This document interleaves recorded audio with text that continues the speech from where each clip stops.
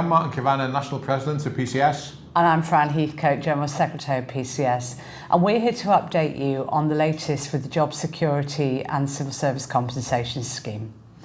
You will remember that in 2016, the then Conservative government imposed detrimental changes to our members' redundancy terms, which effectively meant that our members were going to lose a third of their entitlement. You'll also recall that we took that challenge to the High Court under a judicial review, and we were successful in that challenge, with the changes being ruled unlawful. And to date, that has meant that we've put £1 billion estimated back in our members' pockets.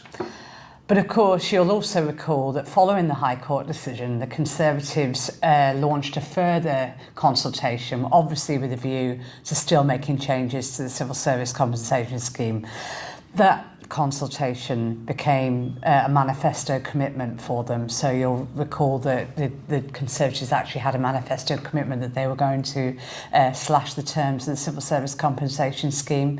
But due to our national campaign, along with a host of other protections, they announced that they intended to retain the current Civil Service Compensation Scheme for the life of that Parliament. So in other words, for the life of the Conservative government, they would continue to honour the Civil Service Compensation Scheme that we have managed to protect. So that clearly was great news at the time, but since the Labour government have been in power, we have tabled a number of demands which we're currently negotiating with the Cabinet Office, and including those demands are guarantees around job security but also our redundancy terms. And we're really pleased to say that last Thursday the Cabinet Office confirmed to PCS that they were ending the consultation with regard to the Civil Service Compensation Scheme. What that means is therefore the threat of reductions to our members' redundancy terms and compensation payments is now at an end, and we believe that that is a significant victory for PCS and is testimony to the fantastic campaign that we have ran and you, the members, have supported. Obviously, following this declaration in the spring statement by Rachel Reeves that she intended to make 15% cuts to the administration budgets of the civil service, I demanded an immediate meeting to try and explore a little bit what that meant. So I met with the Cabinet Office to discuss the announcement, primarily seeking assurances on job security.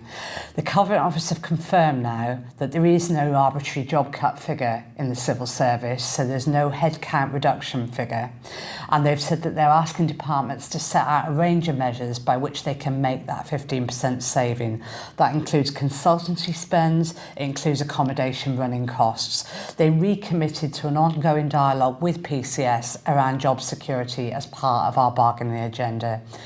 So obviously previous governments have sought to cut members' redundancy terms at the same time as they announced that they're making job cuts.